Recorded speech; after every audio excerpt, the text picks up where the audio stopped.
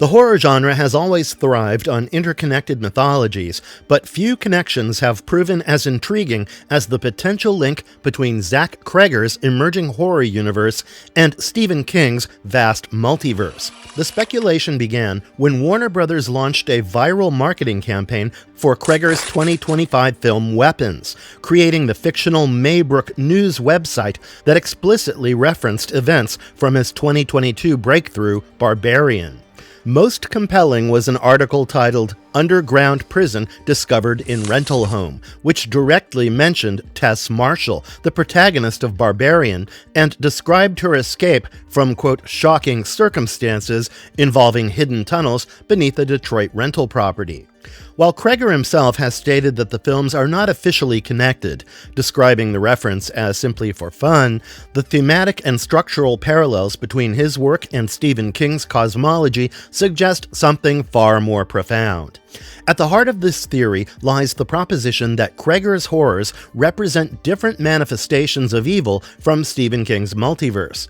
Specifically, entities influenced by or originating from Todash space, the void between dimensions that houses unspeakable terrors. Barbarian's underground monster could represent a Todash-influenced creature that has infected reality through generational trauma, while Weapons' witch Gladys embodies the human practitioners of ancient magic found throughout King's works. Cregger's citation of Paul Thomas Anderson's Magnolia as inspiration for Weapons further supports this interconnected narrative approach, suggesting an epic scope that mirrors King's own multiverse-spanning storytelling. Whether through cosmic horrors, ancient witches, or reality-warping trauma, both creators understand but may ultimately spring from the same dark source that has been festering in the spaces between worlds.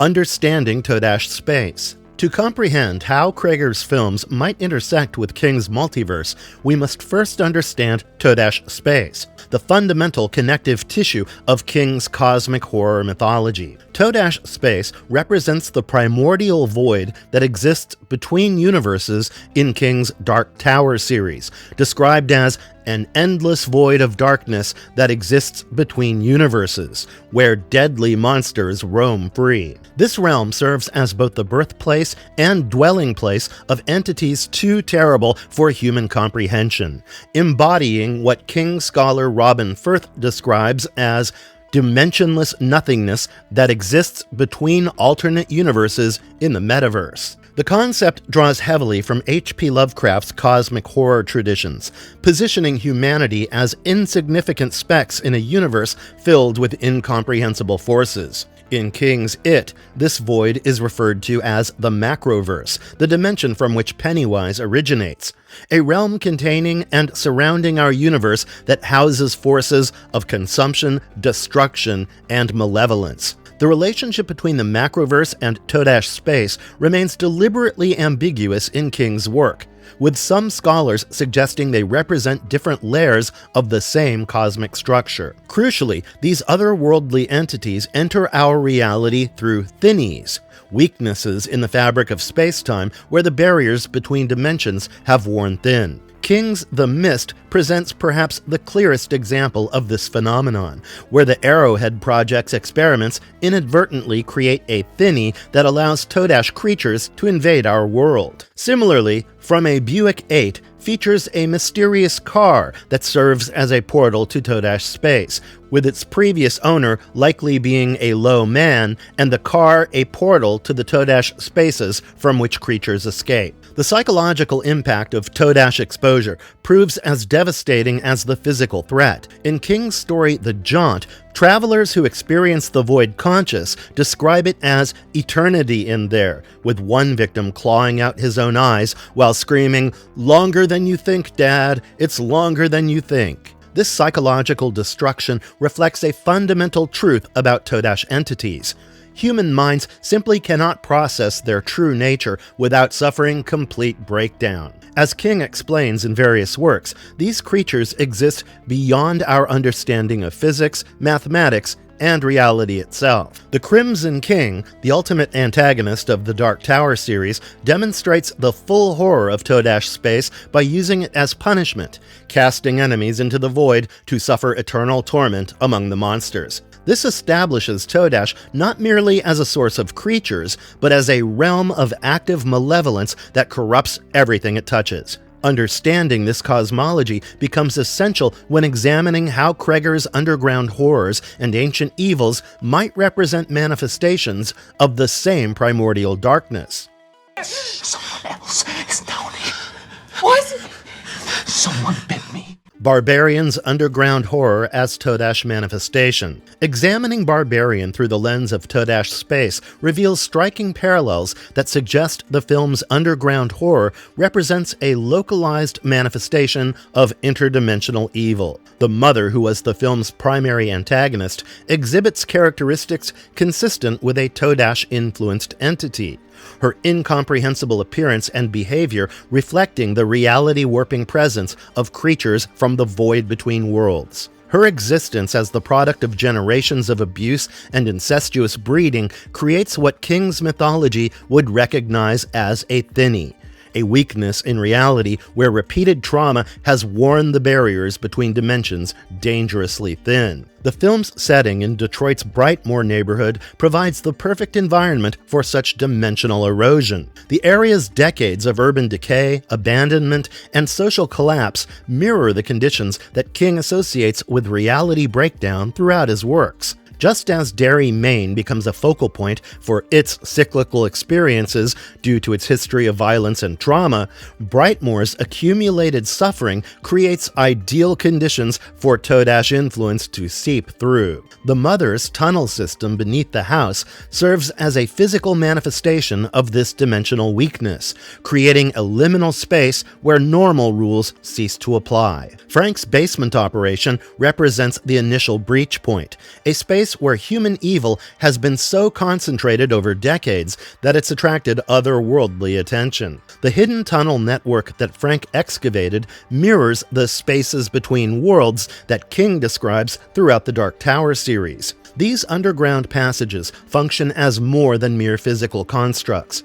They represent a geographic manifestation of Todash space itself, where reality operates by different, more malevolent rules. The discovery of multiple victims' belongings suggests that Frank's activities have been feeding something far larger than his personal pathology. The mother herself embodies characteristics that align perfectly with King's descriptions of Todash entities. Her animalistic behavior, incomprehensible motivations, and apparent immortality suggest a being that exists outside normal biological parameters. Like Pennywise, who feeds on fear and takes forms that drive victims to madness, the mother represents a corruption of maternal instincts that defies rational explanation. Her ability to survive in the tunnels for decades without apparent sustenance mirrors the otherworldly persistence of King's cosmic horrors. Environmental details throughout Barbarian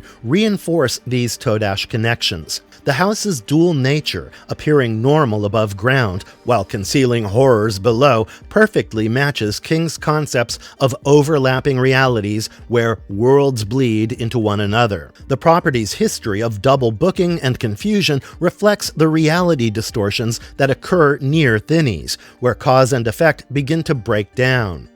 Even the film's structure, with its multiple time periods and perspectives, echoes the temporal anomalies that King associates with dimensional weakness. The underground confrontations in Barbarian bear striking resemblance to specific encounters in King's Dark Tower series. The tunnel demon that nearly killed Roland and Susanna in the later books exhibits similar characteristics to the mother, inhabiting underground spaces, displaying supernatural resilience, and representing a corruption of natural forms. Both creatures exist in spaces that should be impossible and tunnels that extend far beyond what engineering or geography should allow, suggesting that these locations have been warped by forces from beyond our dimension. More tellingly, the generational nature of the horror in Barbarian mirrors the cyclical patterns that King associates with Todash influence. Just as it returns to dairy every 27 years to feed, the mother's existence represents a localized infection that has been growing stronger over decades of accumulated trauma. Frank's crimes didn't create the horror, they simply provided the psychic energy necessary for something already lurking in Todash space to manifest in our reality. The mother serves as the physical avatar of this interdimensional presence, much like Pennywise serves as the earthly form of the entity from the macroverse.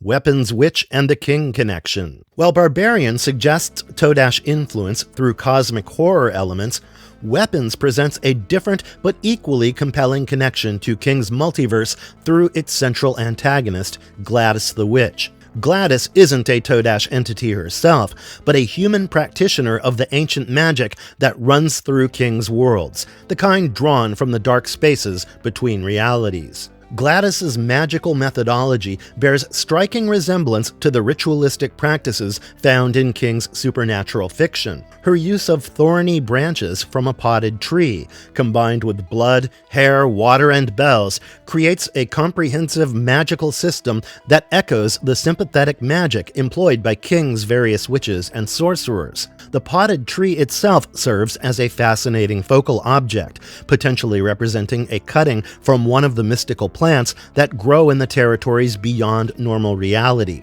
In King's cosmology, such artifacts often originate from other worlds like Charlie the Choo-Choo, or the items from the Wizard's Rainbow, suggesting that Gladys's power source may itself be interdimensional. Her need for personal items from each child follows the sympathetic magic rules seen across King's works, from the Palantir in the Dark Tower to the various cursed objects in his horror fictions. The mass hypnosis event at 2:17 a.m. represents perhaps the most compelling connection to King's mythology. The image of 17 children simultaneously leaving their homes with arms outstretched like airplanes suggests a level of mind control that transcends normal human capabilities. This mirrors the Crimson King's ability to control the Breakers in the Dark Tower series, psychically gifted individuals whose abilities are harnessed to destroy the beams supporting reality itself.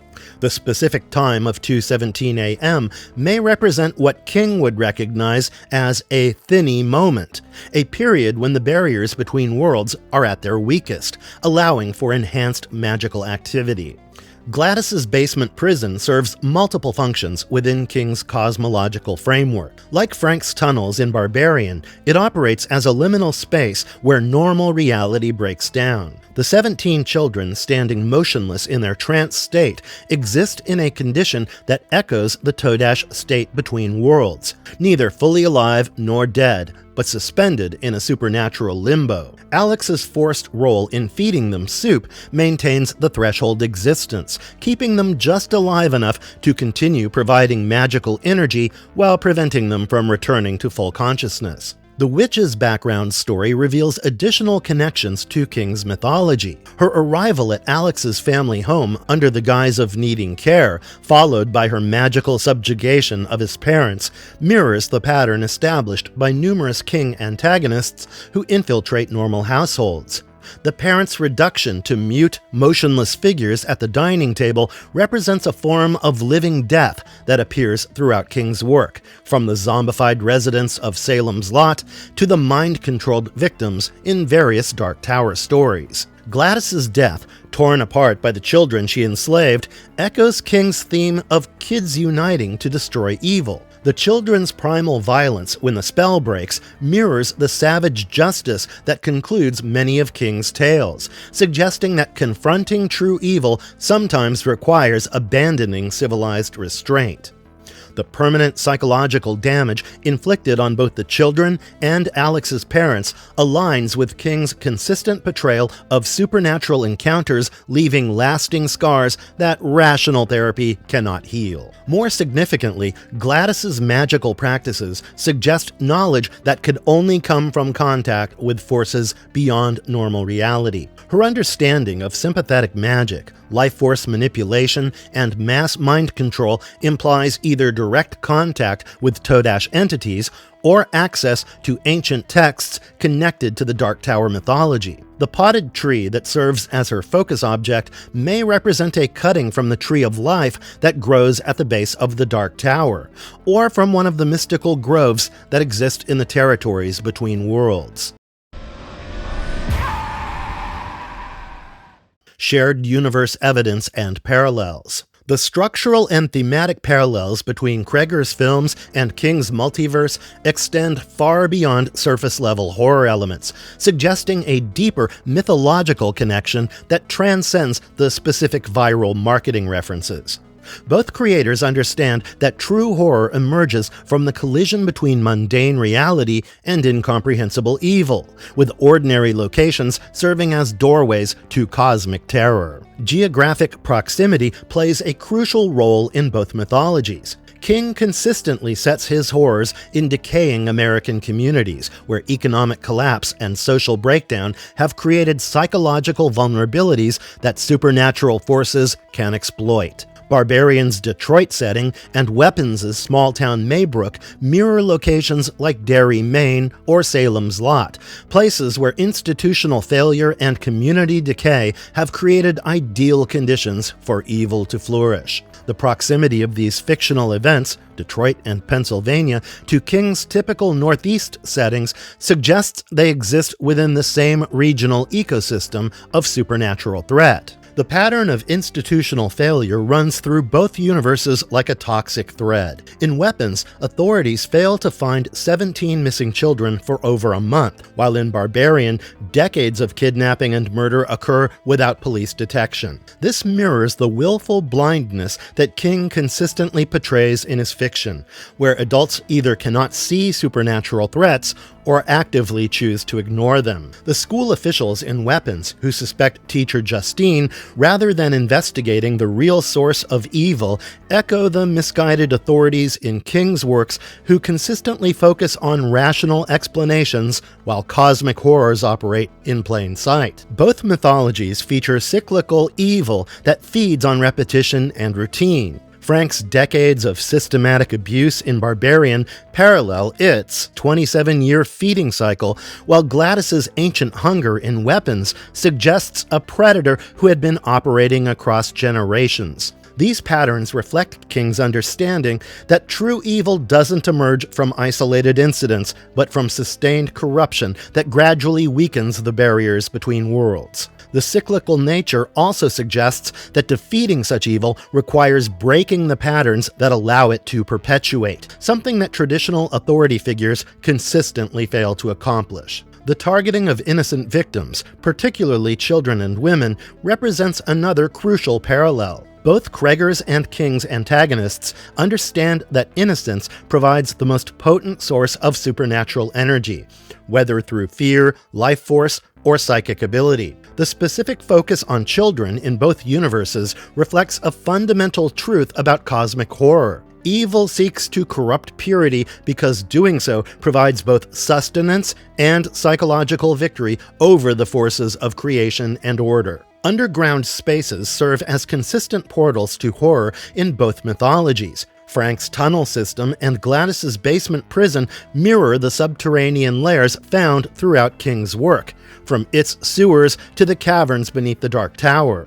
These spaces operate as literal and metaphorical representations of the unconscious, places where repressed trauma and cosmic evil intermingle to create new forms of threat. The consistent association of basements with supernatural danger suggests that these locations exist at the intersection of personal psychology and cosmic horror. The power of unity among child protagonists appears in both mythologies as the primary means of defeating supernatural evil.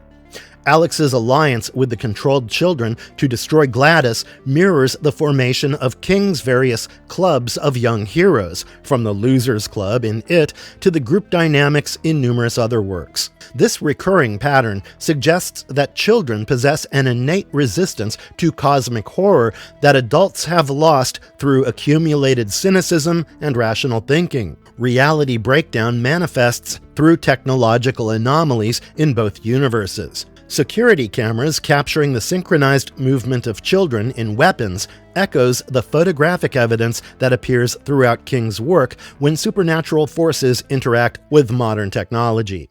These documented impossibilities serve as proof that normal physics have been suspended, creating evidence that rational adults still manage to ignore or rationalize away.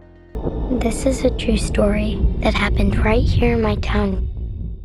Thematic convergence. The thematic convergence between Cregger's emerging horror universe and King's established mythology reveals a shared understanding of how evil operates at both cosmic and intimate levels. Both creators recognize that generational trauma creates the ideal conditions for supernatural manifestation, with repeated cycles of abuse wearing away the protective barriers between normal reality and the hostile forces that lurk beyond human comprehension. The exploitation of children serves as the central horror in both mythologies, but not merely for shock value. Both Cregger and King understand that childhood represents humanity's most precious resource, the capacity for growth, imagination, and hope that evil forces seek to corrupt or consume. Gladys's life force vampirism and the mother's grotesque perversion of maternal instincts represent different approaches to the same fundamental violation: the theft of potential futures for the sake of perpetuating ancient hungers. Community complicity emerges as another crucial shared theme. The parents and authorities who fail to protect their children, or who actively enable their victimization, reflect King's consistent portrayal of adults as either willfully blind or actively corrupt. In Weapons, the community's readiness to blame teacher Justine rather than investigate deeper causes mirrors the scapegoating that appears throughout King's work, where rational explanations provide comfortable alternatives to confronting cosmic horror. The corruption of domestic spaces represents perhaps the most psychologically devastating theme in both mythologies. Homes, the fundamental symbols of safety and nurturing, become prisons and feeding grounds where the most intimate relationships are perverted into tools of supernatural control. Frank's basement operation and Gladys's household represent different versions of the same horror. The family structure weaponized against its most vulnerable members. This violation of domestic sanctity creates trauma that extends far beyond individual victims, poisoning entire communities with the knowledge that safety is always provisional. The inadequacy of rational systems to address supernatural evil runs through both mythologies like a dark current. Police investigations, medical explanations, and psychological theories all fail when confronted with cosmic horror, leaving victims isolated with experiences that exceed the boundaries of normal human understanding. This theme suggests that defeating such evil requires abandoning rational frameworks in favor of older, more intuitive forms of knowledge, the kind of understanding that children possess naturally, but that adults must struggle to reclaim. Permanent psychological scarring serves as the final shared theme, with both creators refusing to offer easy healing for their survivors. The children in Weapons who never speak again, and Alex's parents who require institutionalization, mirror the lasting damage that appears throughout King's work. This consistent portrayal of trauma as genuinely transformative, rather than something that can be overcome through therapy or time, reflects a mature understanding of how cosmic horror operates, by fundamentally altering its victim's relationship with reality itself. Conclusion: the Cregger-King multiverse. The evidence for thematic and structural connections between Zach Cregger's horror films and Stephen King's multiverse extends far beyond viral marketing coincidences and surface-level homage. While Cregger may not have intentionally created his films as explicit entries in King's cosmology, the deep mythological parallels suggest something more profound, a shared understanding of how evil operates across dimensional boundaries and through human psychology. Barbarian's underground monster and Weapon's witch represent different aspects of the same vast mythology of evil that King has been mapping for decades. The mother embodies the cosmic horror tradition, a Todash-influenced entity that has infected reality through accumulated trauma and generational abuse. Gladys represents the human practitioners of ancient magic, who have learned to harness the same dark forces that emanate from the spaces between worlds. Both antagonists operate through the same fundamental principle: the corruption of protective relationships and the exploitation of innocent victims to sustain forms of evil that predate human civilization. The basement settings in both films serve as more than convenient horror locations.